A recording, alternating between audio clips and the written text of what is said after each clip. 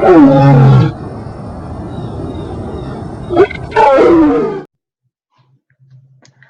that we've reintroduced you to the African Big Five, my friends who roam the streets of Africa, no, not really, that's a lie. Can you remember which of the lines on the profit and loss account or the income statement, same thing, that we paired with each of these magnificent animals? Well, firstly, right on top, next to the elephant, we put net trade revenue. That is because it should be the biggest, fattest number on your P&L for a healthy start. The next we had cost of sales, and we paired that with the buffalo, because as you might remember, buffaloes are only dangerous when they're in a herd, and you don't want to lose control of your cost of sales, otherwise you might have a stampede to deal with. Next was the rhino. And what we know about the rhino, besides the fact that it's an endangered species and it needs to be protected just as your gross profit margin, but we also know that it's short-sighted. And for anyone who stops at the gross profit is just as short-sighted as the rhino. Operating expenses can be just like the leopard and sneak up on you. So like one extra secretary here, just another event there, and the next thing, it's on top of you. And last but not least is the lion, the king of the jungle. So when we have a look from the top, net trade revenue, less your cost of sales, gives us the gross profit, less the operating expenses, leaves us with the operating income. And you only know how well you're doing when you hear the roar of your lion. Now that's just a lot of nonsense, of course, especially the part that net trade revenue is the first line on the P&L. But actually, before that, we have gross trade revenue, which is made up from your volume times your list price. Now you would remember that from the exercises that you've already done. Now the difference between gross trade revenue and net trade revenue is your favorite animal of all, and that's your discounts and rebates. To better understand the structure of the P&L, let's use some numbers. Let's use 10 as our measure of volume, times by a list price of 10 per unit. Nice and easy, gives us 100. In this example, we're not going to have any discount, so 0 discount, still leaving us with 100 at net trade revenue.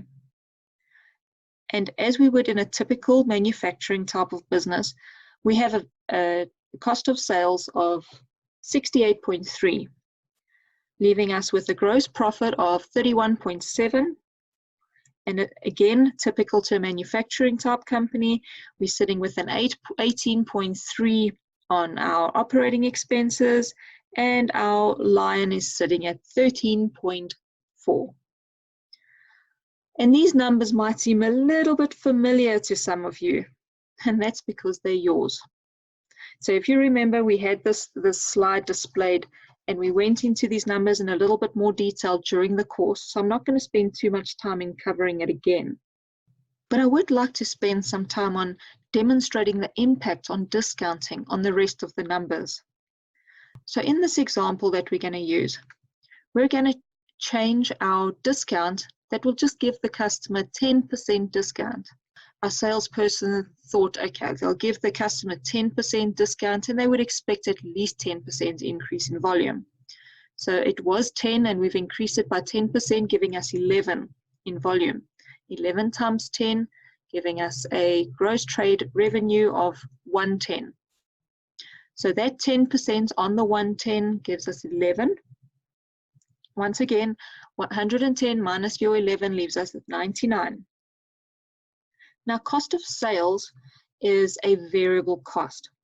So before we go into actually understanding what happens to that number, let's talk about the difference between variable costs and fixed costs. So variable costs are any costs that change based on your sales activity. In other words, the more you sell, the higher the cost. And generally, these could be in direct proportion, but not always. Fixed costs are different as they remain the same regardless of sales. Now, don't be mistaken. That doesn't mean they always remain the same, only regardless of sales. So they are not tied to your sales number as with variable costs. But fixed costs are still driven by the decisions that your management team takes every single day. So once again, going back to the operating costs, which are a fixed cost, it is deciding on what type of building you would like to rent, how many staff you would like to employ, those types of costs. They are driven by management decisions. So they are not fixed in though that they won't change. They are fixed in terms of they're not directly tied to sales. So let's carry on with our example. So we ended off with 99 in our net trade revenue. Now, if we have a look at the variable cost of sales as a percentage of what it was in our old percentage, let's keep that the same. So if we take 68.3% of 110 now, that would leave us with 75.1. And we take that off our net trade revenue, and we have 23.9. Now for this example, let's leave fixed costs, the operating expenses, let's leave them constant. So we'll leave them at 18.3. And that leaves us with a much smaller operating income of 5.6. So as you would see, from just a 10% reduction in the price, with an expected increase in volume of the same percentage, it still drops our operating income by a whopping 58.2. So with 5.6 on the bottom line in a business such as ours, our mighty lion might be sounding a little bit more like this. So why do you think shareholders invest in Mueller anyway? For a return, of course. Now, there is more to shareholder return than just profit, but it is definitely a huge driver, so something we should be aware of at all times. So let's fast forward into the future a bit. Now your customers are used to getting at least a 10% discount. Now, how do we increase profits? Well, there really are just two ways. We can either increase what's coming in the top end, increasing sales, or we can reduce what's falling out the bottom end, so we can cut costs. Now, cutting costs are never a pleasant experience, and usually it entails cutting jobs at the same time. So let us focus on increasing sales.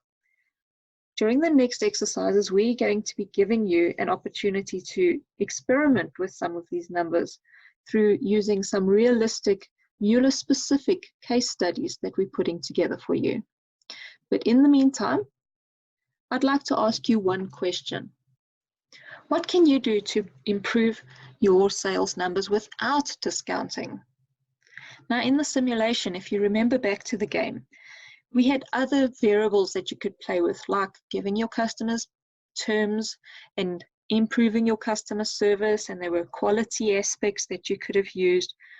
But in your reality, think of creative, maybe innovative ways that you can try and improve the value offering that you give your customers to try improve those numbers and not always have to focus on discounting.